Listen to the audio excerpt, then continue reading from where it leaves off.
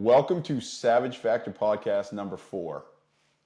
Today we are talking with a very good friend of mine, Eric Nimtz, who's out of Houston, Texas. Big old state of Texas. I had no idea how big it was, but it's big. So we are very thankful and grateful that he's taken his time to come on here, and very excited to hear his story and kind of dig into what it means to him to do the hard thing. So, Eric, thank you again for coming on, and we'll kind of let you Guys, do a you quick made you intro. made a critical error when you started the podcast, and that was by bringing up how large the state of Texas is to a Texan.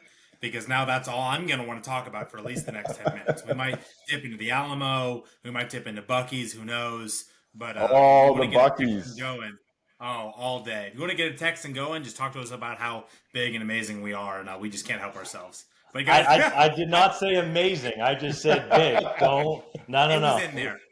It was the white space between the text. We all heard Yeah, it. It's okay. for sure. So, guys, I'm honored to be here. I really am. I'm grateful that you guys would reach out, and I've loved getting to know your stories and your brand, and I'm excited for the conversation. Awesome, man. So yeah, let me jump right in. I mean, you've heard straight from my mouth over the last Mhm. year through the ultras what it means to us to do the hard things. You know, your world's a little bit different. You know, you're in the strength training field. So what have you struggled through in those regards, and how do you feel like doing the hard things has made you a better man? I'm going to start with the second portion of that question, if you don't mind. I do not think that life we are not able to enjoy life to the fullest. We are not able to maximize the gifts and the skills and the abilities that we've been given if we don't push ourselves, if we don't try to reach that next level, no matter what it is. And so, if we can talk about a lot. I got an engineering degree. I played 2 sports in college. I do some powerlifting stuff now, and I'm married. That's flipping tough, and like all the things all come together. And I think that the ability to have grit and the ability to delay gratification, work your tail off, and go achieve something, that's something that transcends. In this case, we're talking about some athletic events. But for me, athletics is a place where it really is showcased, and a lot of times for many of us, running, lifting, sports, soccer, baseball, whatever it is, that's the forging fire that kind of lets us develop the grit and the hard work and the attitude and the effort that comes through in choosing the hard things for our life. So I think it's made me who I am today. I think I don't have any of the success that I get to enjoy now into my 30s if I don't consciously choose challenging paths that have high payoffs in my teens and 20s. No, I love that, man. There's a clear path that you've kind of laid out. I'm curious to hear a little bit deeper into it, but it's not just like you chose to do the hard thing one time. You did it. You did it again, again, again, and again, Right. and that connecting all those dots together is, now that you're in your 30s, you can look back and be like, holy cow, like, look at me now. So that's amazing, man. You've told me before that you were a scrawny little dude back in high school, and he's Yeah, not if joking. you He if sent you me some pictures. He was tiny. the camera's kind. It pulls off some weight. But I graduated high school at about 5'11" and around 175, 180 pounds, which I know doesn't sound tremendously scrawny to some people. But when you're playing 5A Texas football, I rode the bench. I was not a starter. I barely got any playing time. We sent, I think, 11 guys off to play college football from my graduating class, and so we were stock full of talent. I ended up growing in college. I didn't choose the hard thing and become 6'3". That was a little bit of luck and a little bit of the Lord. But Right. I did choose the hard thing, the diet and exercise, and I ended up about 270, and was able Wow. to really change my body over the course of 3 or 4 years, and work my way into a first college and then a second college, on to scholarship, on to honors within the conference we were in, and really being able to lean into that. But I a lot of times I have younger athletes will come up to me, and I do some athletic training with some young men in my community, and Mr. Eric, I've been doing all the right things. I've been eating like a horse, and I'm doing all the stretching, and I'm taking the supplements, and I'm just not growing.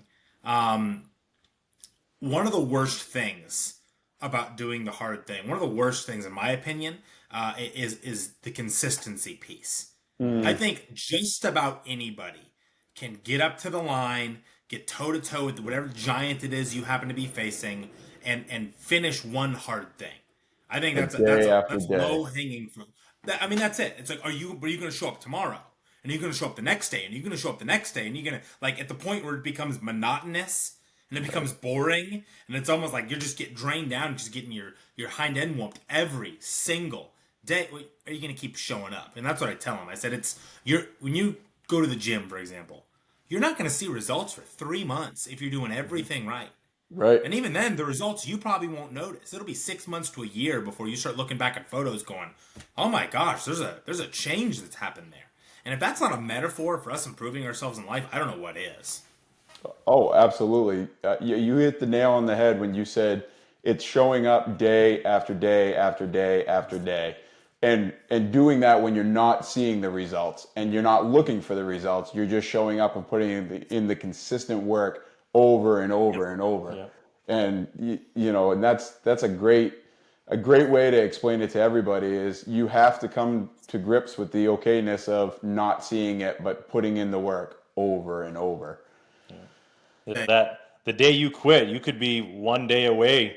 You that extra day could be that day that wraps everything together and Yep. you make it.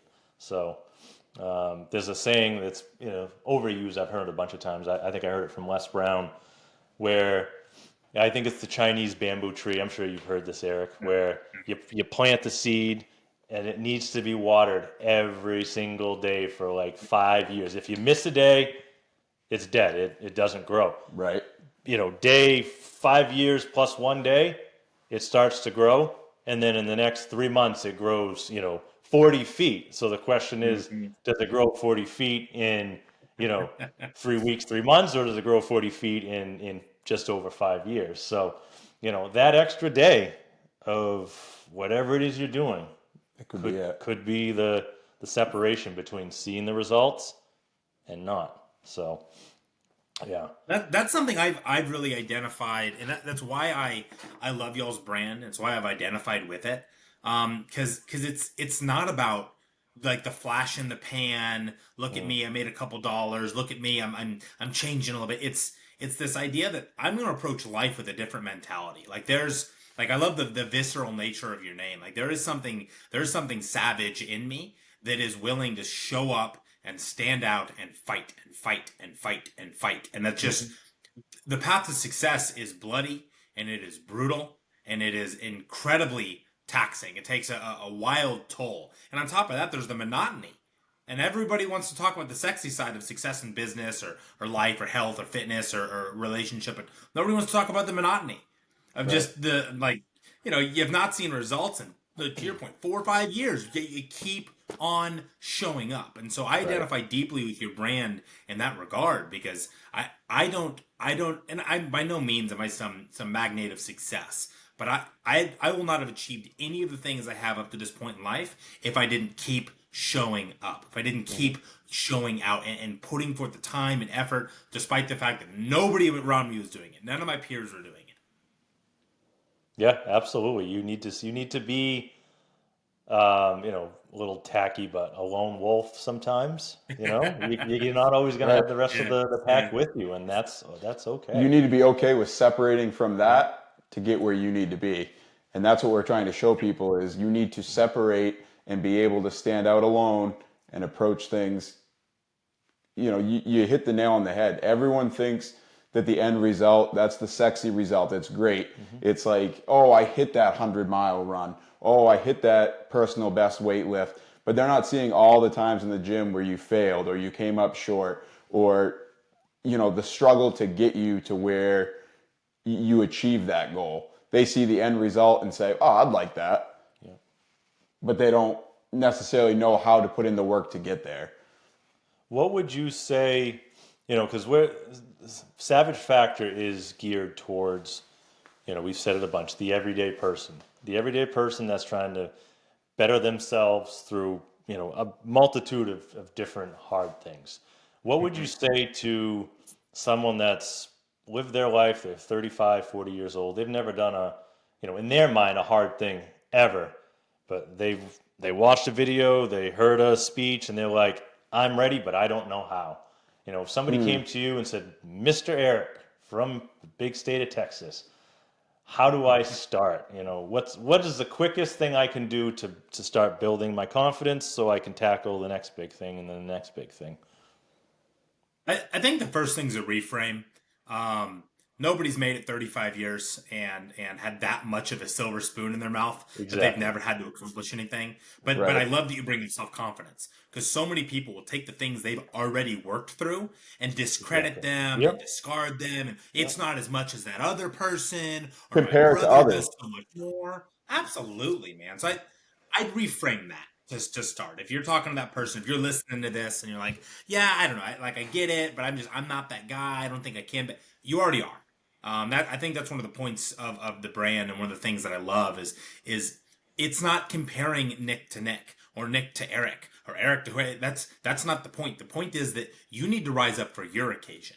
You need to Right. rise up for your situation. There's a parable that's told in the New Testament, in the Bible, of a king who's going away on a far journey, and as he goes away on the journey, he gives a large sum of money to three different servants. The first servant he gives $5 million. The second servant he gives $3 million, and the final he gives $1 million. It goes off on his journey. And the first two servants, the 5 million and the 3 million, they take that money and they flat out get to work and they invest it and they're buying businesses and they're making moves, they're making it happen.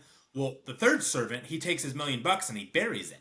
So after a long while, the king comes back and he calls all the servants to him and he looks at the first two. Then he says, "Hey, I gave you 5 million, I gave you 3 million. What'd you do with it?" And both those guys looked up and said, "Well, King, we went to work, man. Like we knew that you gave us your hard-earned money, and we wanted to make sure there was a return, and so we invested it deeply." So the guy with the five, he doubled it. He had $10 million at the end of the time. The guy with the three, he doubled it. He ended up with $6 million.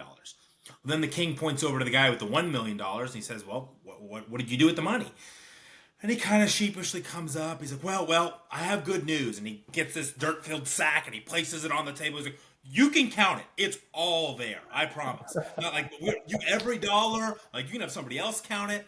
And the king looks at it and says, "Man, I invested deeply in you. I gave you opportunities and talents and abilities and resources that nobody else had access to. And you chose to bury it?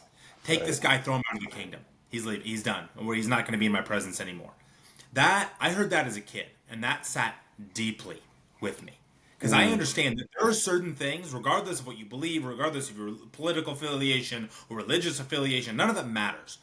You have to be able to look at yourself and say, there are certain things that I was just born with, that I was innately gifted, like my personality, my ability to do math, my ability to speak to people, my ability mm, to run, my these different things. That's an investment.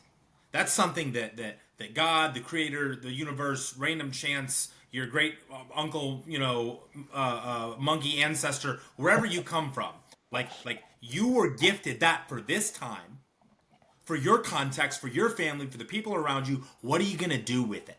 Are you right. going to invest deeply? Are you going to stay up all night, work through the hours, sacrifice, make sure you know your wife's favorite flowers, go buy them for her, like invest in the things around you, or are you just going to play it safe? I never want to fall. I don't want to Right. possibly lose something. Oh my goodness, what if they didn't like me? What if I lost it? No, no, no. You need to go invest the time, talent, energy, resources, relationships that you were given, that you were invested with, because that's where life's found. That's where you're able to dig deep and Mhm. really go make something of your life. And I'm very passionate about it, as you can tell. This is something that I love, and it's the way I've chosen to live my life, and I would advocate it for everyone. So many people out there, like we've talked about, they're afraid of failing at that, so they don't try. Mhm. They sit there and say, well, maybe I could do that, and then they talk to themselves and say, I can't do that. I'm not going to try. I'm not going to go put my time and effort into that. It won't Mhm. work out. It won't happen. Whether it's whether it's running, lifting, a job, I'd be great for, no, I'm not going to put in for that job because that's just not like, I wouldn't fit that good. It's not a good, and it's so many people convince themselves of all these reasons not to do things or all these reasons why they can't be, they see people achieve great things. I couldn't do that. Well, absolutely. We believe, and part of Savage Factor is everybody has that in them. Are you willing to dig deep and tap into it? Are you going to dig deep into yourself and find it, hold on to it, and cherish it and let it grow into something big? Or are you going to snuff it out and say, I'm not even going to try? Yeah, they talk themselves out of even starting. Which is worse than failing. I think we would all agree with that. I don't. I've failed at my fair share of things in life, and I wouldn't change any of them. I don't really think I look back and ever wish that I didn't do it. You can pull a lesson out of every failure and carry that with you and do better next time. So, Failure just means you tried. oh yeah, Failure means you tried, you learned, you came up a little short. That's it. definitely. We have So in our culture, to such a degree, created this insulated bubble of success. As millennial, a lot of millennials and a lot of Xers did that with the kids they've raised. And I'm a millennial, and a lot of people in that generation are guilty of it. But we've been these helicopter parents who have refused to let our kids fail or face any hardship of any kind. And I can't imagine a greater disservice.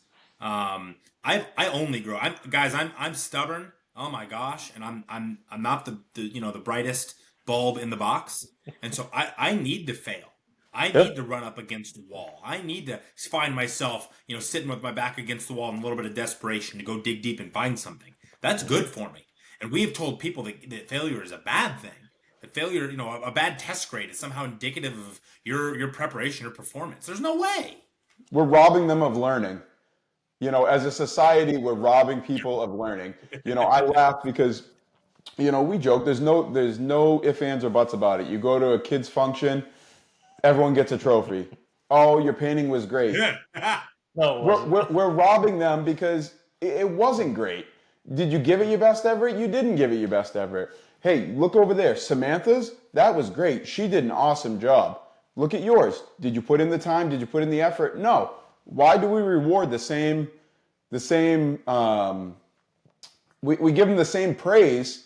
One put no effort, the other one put effort. And now in two ways, we're teaching the kids, that no matter how hard I try, I'm not going to stand out, or I don't have to try that hard because I'll stand out just as good as the person that's giving it everything they got. And that's just not how the world works. You get the person that doesn't want to apply themselves in their job, they're not going to be making, big career moves. They're not going to be making, big financial moves. We can't treat it the same. And it's a total disservice as a country to continue to say, great job, everybody. You did an awesome job. No, you didn't. Right. Oh man. The So outcome does not matter. It doesn't. If you are playing a baseball game and little Timmy pitches an absolute shutout and nobody can hit a ball off of him, but little Timmy was being sloppy on his pitch selection and little Timmy was not leading the team well and wasn't taking things seriously in the dugout, that's a loss. If little Timmy gets 4 homers jacked on him back to back to back to back, but he was working his tail off. He was in there encouraging his leading. He had a great attitude, positive effort. That's a win. We need to 100%. stop tying progress to outcome. They're 100%. they're not related because I promise you, if you do the right thing over and over and over and over again, you'll get the result you want. But we got to stop measuring it in all these little micro snippets. That just life doesn't work that way.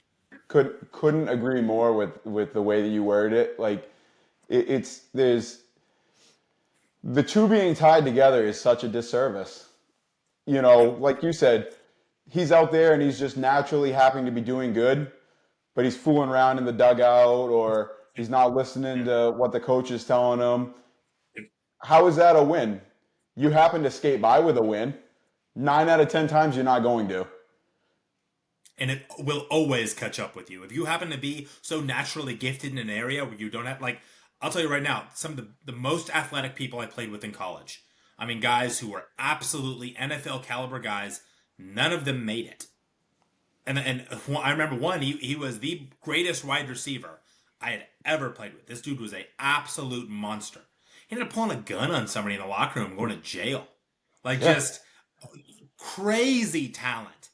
And and I'm not wrecking anybody's life choices, but he had several kids through several women, and he'd been to 4 or 5 different colleges because he couldn't pass a class. Then he had all of a sudden gun charges, and you're watching this incredible talent. So it's the old adage that talent beats hard work when hard work or talent beats ability when ability doesn't work hard. That's not Right. right. We're Well, gonna and have it's to edit like, you know, that. you listen to like Cam Haynes. He'll be the first to tell you, I'm not the most talented. I'll outwork anybody. And that's the thing is, over the course of your life, are you willing to outwork everybody? Because very few people in life are just going to be naturally gifted in something. And to your point, you can be naturally gifted, but if you don't put the time and the energy into harnessing your full potential, it will slide backwards, and you'll be just another used to be great or was great at one point. Nick, I want to make a slight suggestion as to how I view that. I it is so, especially for us who are like we're guys, we want to compete and win and go out and fight, and like all that's fantastic. I love competition. I'm a oil and gas sales guy. Like that's all I do is go out and compete every day. But no, we cannot gauge ourselves competing against other people. Period. They say comparison is the thief of all joy. And if Yep. you are constantly comparing yourself to other people, you will live a sad and miserable and unfulfilled life. And so rather than saying, hey, how are we doing against the other people? Or am I going to outwork you? No, no, no. I'm going to put more effort than I put in yesterday. Right. Because the lid on any success you're going to have stares you in the mirror every single morning. Period. It is only you. You are the lid on the relational success you're going to have, on the business success you're going to have, on the health success you're going to have. Nobody else can run those miles for you. Right. Nobody else gets underneath that squat weight for you. Nobody else, nobody else better be, building that relationship with your wife, or that's a whole other host of issues. Oh gosh. Oh man, what? I'm just curious. What's your max bench press that you do? Oh, I'm probably about 385. So nothing crazy. Um, I'm no record setter by any means, but for a guy getting into his 30s, I'm happy with it. I'm trying to get 405 before I get too old and washed up. All natural, no drugs, no tren or whatever else people are taking nowadays, and all natural, just a little bit of protein powder and good rest. But I'm trying to hit 405. It was funny because we were talking earlier about. I mean, I go to the gym, but I've never been like a religious lifter. And Yeah. then once I made the shift, once I hurt my Achilles, basically lifting was all I could do. So I've been very consistent over the last 3 to 4 months, and I was telling Nick today that my goal by December is to bench, what did I tell you, 205? 205. And for me, that's a pretty big goal. That's But fantastic. yeah, that's like it's one of those things where we were at the gym. I was doing the bench press. I'm like, yeah, okay, I could have done more. And then I'm like, you know what? That's what I want my goal to be for December. And, eventually, hopefully in the next month or so, I'll get back into running a little bit and building the cardio. But I'm not going to lie to you. I've found a love for me, encompassing doing the hard thing. There's nothing like pushing weight around and feeling the strain and feeling the difficulty and going like I love nothing more than going to where it can't go up again. And Yeah.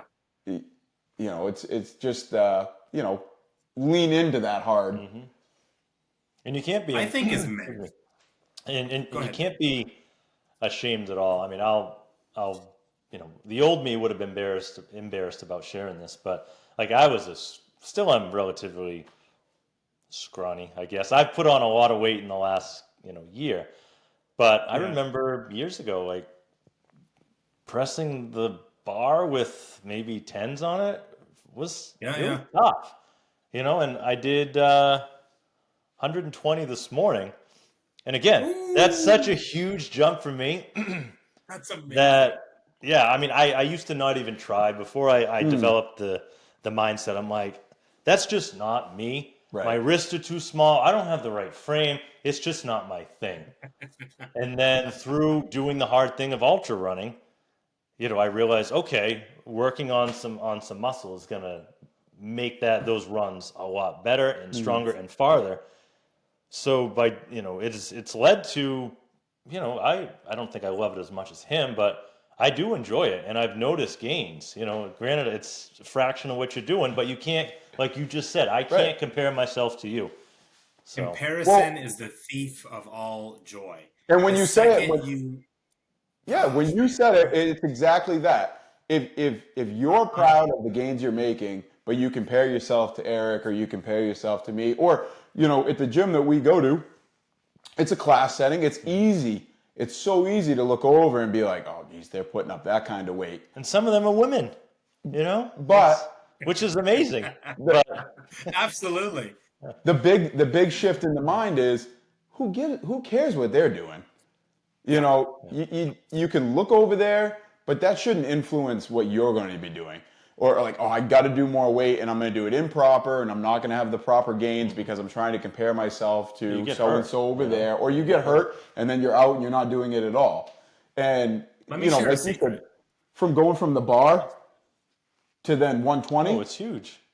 that's, it's incredible. It's unlocked the idea of, I don't know if it's as important to me as it is for you to do, to bench a truck.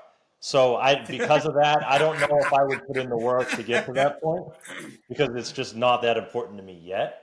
Yeah. Um, but yeah, it's been a journey. It's definitely been a Let me journey. share a secret. Let me share a secret. You're not going to be the best at anything you do. Period. You are not going to be the strongest person you know. You are not going to be the fastest person you know. I guarantee you can name five people who are better fathers than you. Who five people are better husbands than you. Where are Five you people. going with There's this? Where's yeah. the where's the punchline? No, I'm. That's a personal attack on you. No, the point is we are fractions away from a life of mediocrity. We are a few decisions from just kind of being another vapor, another mist that you're here one minute, you're gone the next.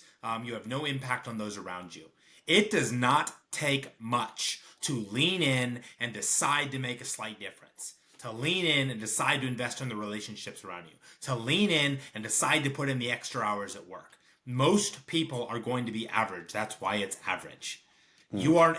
But if you set your goal, if I show up at the gym and I got the picture of Ronnie Coleman or Arnold or whoever, and say like, "That's where I'm gonna be." No, I'm not. Like I that. But again, am I okay with that? Am I okay with maximizing what I have been gifted with, what my abilities are, or will I never be? Now, there's a difference between being satisfied and being there's a difference between being satisfied and being kind of happy with where you're at. Like I can never be satisfied, right? I always want more. I always want to push myself, but I Yep. can have joy. I can be happy. I can be filled with gratitude. And so, but if I have that proverbial picture of Arnold Schwarzenegger on the side of my wall, and every time I look at him, I'm like, until I'm there, I'm not good enough. Well, I will never have joy. I'll Right. never have happiness. If I want to make more money than my neighbor, the second I make more money than my neighbor, I'm gonna have another neighbor moving in more in the next side who makes triple what the first neighbor made. Is that gonna affect my happiness? Is that Right. gonna affect how I approach each day? Or am I gonna say no, no, no? My happiness, my joy is based off the mano a mano, man in the mirror, the battle I fight every single day to prove that I'm gonna maximize the things that I've been given. For me, that's Savage Factor. The way I perceive it and the way I connect with your brand is like I'm gonna show up every single morning and I got to do war with the guy in the mirror. Like Eric Nimtz is the biggest competitor I have today because he put up a hell of a fight yesterday. Yep. I love And that. where are we going to be at today? Like if Yep. I put up that hell of a fight yesterday, I'm looking this morning like, hey, 5 a.m. alarm's going off. It's squat day. It's Tuesday. Whoo, we got to get after it because Monday was a hell of a day. We got a lot of work done on Monday. It's time to get after it on Tuesday. And that's how you got to approach it every single day. If I started running, which I don't because I think I'm allergic to it, and I compared myself to one of you two, honestly, if I started and said, well, Nick said he ran 100 miles, I don't know if I've ran a single consecutive mile in my life. I might as well not do it. That's not really good. Oh my gosh, are you flipping kidding me? No way. We'd never get anything done. We'd never accomplish anything. Allergic. I like that. I break out in hives. I start to like secrete this like Right. water. I don't know. Like Right. it's weird. My body starts leaking. Fast. And, yeah, I can tell it's not good for me, so I've avoided it. Oh man. Well, I'm going to put you on the spot real quick and ask Go you ahead. if you're okay breaking down. So you have a little framework for hitting your goals, achieving a better life. I'd love for you to spell that out if you're good, Sure. getting into that. So the acronym is DDAC, DDAC. So the very first one is a desire for change. If you are happy and comfortable and complacent where you're at, you don't need to listen anymore. This doesn't affect you. If you Right. and I'm not made that way. I love the hunt. I love the chase. I love going against the next thing. So for me, I have a desire to change myself today and tomorrow and the next day. If I'm the same man in a year I am today, something has gone drastically wrong. So if you start with that desire to change, after you have desire to change, you have to bring in discipline. You have to discipline yourself, put together a plan, and then start taking action on that plan. So desire to change, discipline yourself to whatever the plan of action is going to be, and then you bring in accountability. There has to be we are communal creatures. We are people who thrive well in a community. So you have to bring in people around you. They say that you're the average of the 5 people you spend the most time with. And so if you're trying to get in really, really good shape and everybody around you is fat, those probably aren't the 5 right people to bring around yourself. Go find people who are doing the things you want to do. If you're the oddball, that's a good company. If you're the poorest person in your entrepreneurship group, you're in good company. So go bring in accountability, people who are going to help you drive after your goals, do the things you say you want to do, and they're going to ride your tail if you don't. And then finally, and we already talked about this piece, is the C. So we desire to change, discipline, accountability. Then finally, it's consistency. And you're doing it over and over. You say, hey, I want to lose weight. I'm going to the gym. All right, I'm going to bring in accountability. They're going to look at my plan. He's going to call me every day at 5 a.m. when I should be going to the gym. And then I go to the gym over and over and over again for a year. And I mean, it's not rocket science. Success, any level of success you want to achieve, you want to get in better shape, follow that framework. Have a desire to get in better shape. Have the discipline to put together a plan. Have the accountability of friends or workout partners. And do it for a year. You'll be in better shape. You want to make more money? Have a desire to make more money. Bring in the discipline to, bring on side hustles or work more hours at the house or whatever it is you're doing. If you're a salesman, make 30 more calls a week or a day or whatever your framework is. And then bring in accountability, your sales manager, the team around you. And then just do that for a year. Success is not hard. Derek Sivers has a quote that says if information was the key, we'd all be millionaires with 6-pack abs. Every single one of us knows what we have to do to achieve the thing we want to do. It's putting the rubber to the road and making it happen. And for me, that's the way I've found best, is a desire for change, a discipline, accountability, consistency. I think if you follow those 4 steps, every single thing in your life is within your grasp. Yeah, to your point, that spells it out perfectly. Yeah. There's no reason to overcomplicate it, and that's all that people do is overcomplicate it. It's as simple as how bad do you want it? Are you willing to go get it? And are you willing to do it consistently? It's that easy. And Let's take in the fitness space. And I'm not a personal trainer. I'm not a coach. I'm just a old washed up college athlete who is trying to hurt himself on bench press. And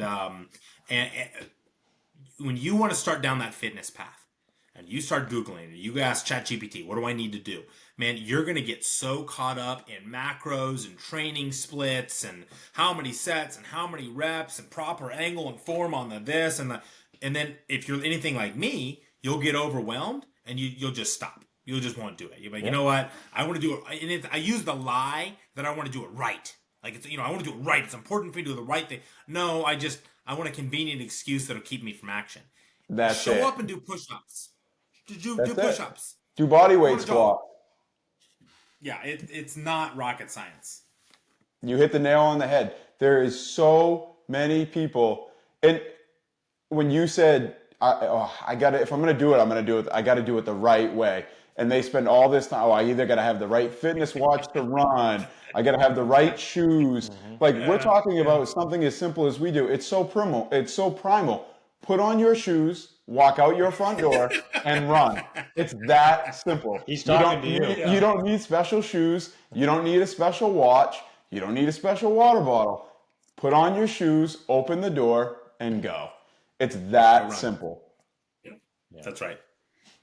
No, dude, it's you're just you're an amazing speaker. You have so much passion behind the words that come out. You know, it's not there's very little fluff in what you say. So, you know, you're just a great friend. You're savage factor in your workouts, you're savage factor in your speaking abilities, in your W-2, just across the board. So, you know, we appreciate you coming on here and sharing your wisdom and kind of breaking down that DDAC structure and because I think that's you know back to what I originally asked. If somebody comes to you and says, "How can I start?" That's the framework for them to start.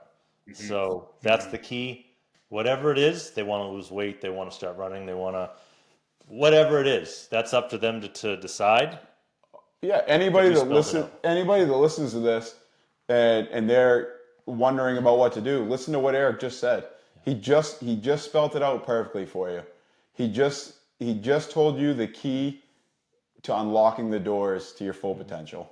And we've said it before. We are here to hold you accountable if you need it. You know, we do not specialize, I mean, in really anything in particular, but we can be there for you to ask you to hold you accountable to do whatever, you know. So let us know if we can help. And any final thoughts to Eric? Or? Oh no, I think it was great. I think Eric's message was awesome.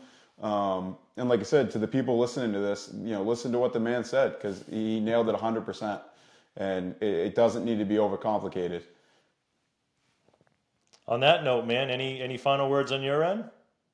Guys, grateful for the opportunity to come chat. I love the brand. I love what y'all are doing. It gets me fired up every time I think about it, and I'm excited to be a pebble on the roadside of the mountain that y'all are building. I'm very, very grateful for it, and I'm looking forward to at some point maybe even heading up to the Great White North and seeing the moose or whatever else it is you'll have up there. So A moose. thanks for having me on. Yeah, man, Excellent. I'm excited. I'm actually headed to Houston in a month, and we're gonna hang out and do a crawfish boil and get some real barbecue. So I get expect a the, formal apology once you've had it. I'm on one of the podcast episodes, so it's we're gonna gonna have to do yeah. that. All right, buddy. Excellent. Well, we appreciate you, man. We'll talk again soon. Sounds good. Thanks, guys.